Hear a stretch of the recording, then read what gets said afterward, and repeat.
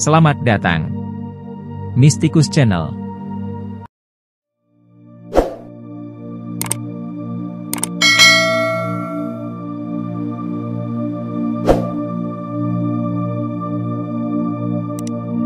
Tujuh ulama Nusantara yang mendunia.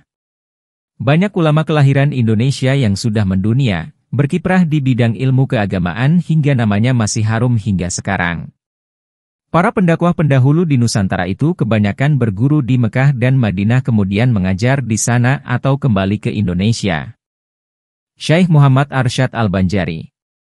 Namanya tak hanya dikenal oleh masyarakat Nusantara, tapi juga kaum muslimin di Filipina, Turki, Arab Saudi, Mesir, dan India. Lahir di Banjar tanggal 15 Safar 1122, 17 Mei 1710. Selama hampir 35 tahun berguru pada ulama-ulama terkenal di Mekah dan Madinah seperti Syekh Athoillah bin Ahmad Al-Misri, Syekh Muhammad bin Sulaiman Al-Kurdi, Syekh Ahmad bin Abdul Mun'im Syekh, dan Muhammad bin Abdul Karim Al-Qadiri. Selepas berguru di Mekah dan Madinah, Syekh Muhammad Arsyad Al-Banjari kembali ke tanah air. Ia membuka pusat-pusat studi Islam untuk membantu masyarakat menimba ilmu pengetahuan. Syekh Muhammad Arsyad Al-Banjari berhasil menulis berpuluh-puluh karya. Salah satu yang termasyhur adalah kitab Sabil Al-Muhtadin, yang kerap menjadi referensi para penulis buku fikih.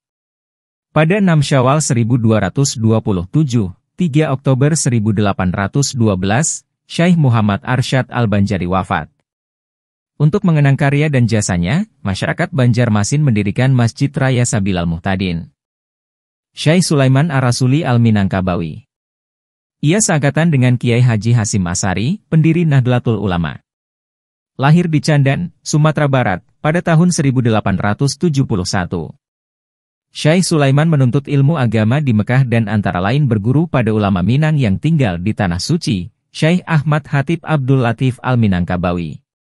Sekembali ke tanah air, ia menyebarkan ajaran Islam dengan sistem lesehan, duduk bersila. Baru pada tahun 1928, Syekh Sulaiman Ar-Rasuli Al-Minangkabawi menggunakan bangku. Pada tahun 1928 juga, Syekh Sulaiman Ar-Rasuli Al-Minangkabawi bersama Syekh Abbas Ladang Lawas dan Syekh Muhammad Jamil Jaho menggagas berdirinya organisasi yang sempat menjadi partai politik, yaitu Persatuan Tarbiyah Islamiyah, PERTI. Syekh Said Utsman Al-Alawi. Nama lengkapnya Said Utsman bin Abdullah bin Akil bin Umar bin Yahya Al-Alawi, namun lebih dikenal dengan sebutan Habib Utsman Mufti Betawi.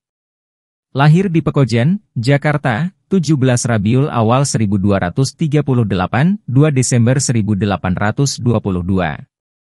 Habib Utsman adalah sahabat ulama besar Sayyid Yusuf An-Nabhani, Mufti di Beirut. Selama di Mekah, Habib Utsman menimba ilmu pada Syekh Ahmad Adimyathi, Sayyid Muhammad bin Husain Al-Habsyi, Sayyid Ahmad bin Zaini Dahlan, dan Syekh Rahmatullah. Semasa hidupnya, Mufti Betawi berhasil menulis karya sebanyak 109 buah. Dalam memutuskan suatu perkara ia dikenal sangat tegas. Tak heran kalau ulama-ulama asli Jakarta yang ada sekarang sangat mengagumi sosok Mufti Betawi dan menjadikannya guru teladan. Syekh Muhammad Khalil Al-Maduri. Lahir pada 11 Jumadil akhir 1235, 27 Januari 1820, di Bangkalan, Madura. Syekh Muhammad Khalil Al-Maduri berasal dari keluarga ulama. Ia sempat berguru kepada Kiai Muhammad Nur di Pondok Pesantren Langitan, Tuban, Jawa Timur. Syekh Muhammad Khalil Al-Maduri semasa mudanya berhasil menghafal Al-Quran, hafiz. Juga mampu menguasai qiraah 7 cara membaca Al-Quran. Tahun 1859 Syekh Muhammad Khalil Al-Maduri menuju ke Mekah. Ia bersahabat dengan Syekh Nawawi Al-Bantani. Sekembalinya ke tanah air, Syekh Muhammad Khalil Al-Maduri mendirikan pondok pesantren di daerah Cengkebuan, 1 km dari tanah kelahirannya. Pada masa penjajahan Belanda, ia sudah sepuh dan tak lagi mampu terlibat langsung dalam kontak fisik. Namun ia sangat aktif menumbuhkan sikap perlawanan kepada para pemuda di pondok pesantrennya. Akibatnya, Syekh Muhammad Khalil Al-Maduri ditahan Belanda karena dituduh melindungi para pemberontak.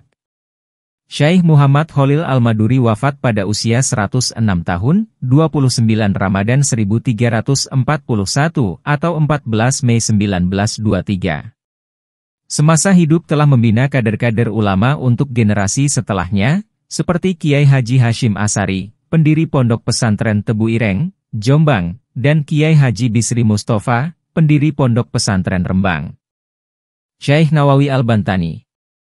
Syekh Nawawi Al-Bantani kerap disebut sebagai Imam Nawawi kedua. Gelar ini diberikan oleh Syekh Wan Ahmad bin Muhammad Zain Al-Fatani. Lahir pada penghujung abad ke-18 di Banten. Ia memiliki nama lengkap Muhammad Nawawi bin Umar ibnu Arabi bin Ali Al-Jawi Al-Bantani.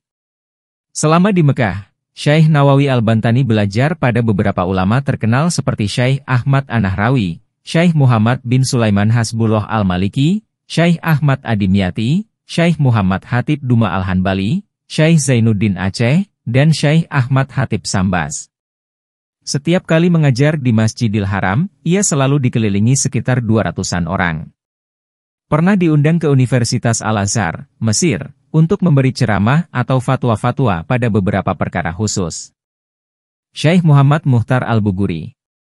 Lahir di Bogor, Jawa Barat, pada 14 Syakban 1278, 14 Februari 1862. Nama lengkapnya Muhammad Muhtar bin Atharid Al-Buguri Al-Batawi Al-Jawi. Pendidikan agamanya didapat langsung dari orang tuanya. Semasa muda, ia telah mampu menghafal Al-Quran. Tahun 1299 Hijrah ke Betawi, Jakarta, untuk menimba ilmu kepada Sayyid Utsman. Tidak puas juga, ia kemudian menuju ke Mekah. Selama di Mekah, Syekh Muhtar Al-Buguri belajar kepada ulama termasyhur, Syekh Ahmad Al-Fatani. Ia juga diberi kesempatan untuk mengajar di Masjidil Haram selama 28 tahun. Setiap kesempatan mengajar, ia selalu dikelilingi sekitar 400-an muridnya. Semasa hidupnya telah menulis berpuluh-puluh karya. Syekh Muhtar Al-Buguri wafat di Mekah pada 17 Syafar 1349, 13 Juli 1930. Syekh Abdul Hamid Asahan. Nama lengkapnya Syekh Abdul Hamid bin Mahmud.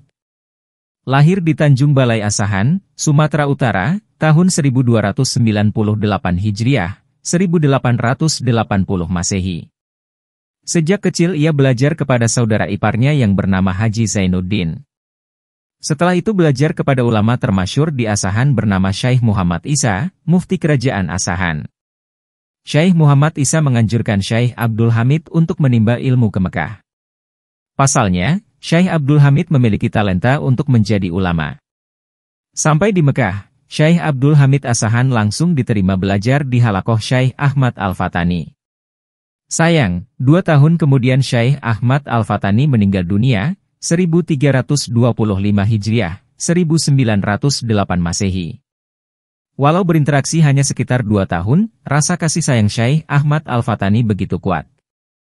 Syekh Abdul Hamid Asahan kemudian berguru pada Syekh Ahmad Hatib bin Abdul Latif Minangkabawi. Proses belajar ini sempat terganggu karena meletusnya Perang Dunia Pertama, 1914 sampai 1918. Ia terpaksa pulang ke Tanjung Balai Asahan. Syekh Abdul Hamid kemudian mendirikan Madrasah Ulumil Arabiyah. Seiring berjalannya waktu, madrasah ini berkembang pesat dan menjadi termasyhur di Sumatera Utara. Syekh Abdul Hamid Asahan melengkapi hidupnya dengan menulis berpuluh-puluh buku. Ia wafat pada 10 Rabiul Akhir 1370, 18 Februari 1951. Jika Anda menyukai Mistikus Channel silahkan like, komen, share, subscribe, dan nyalakan tanda lonceng untuk mengikuti update terbaru. Terima kasih.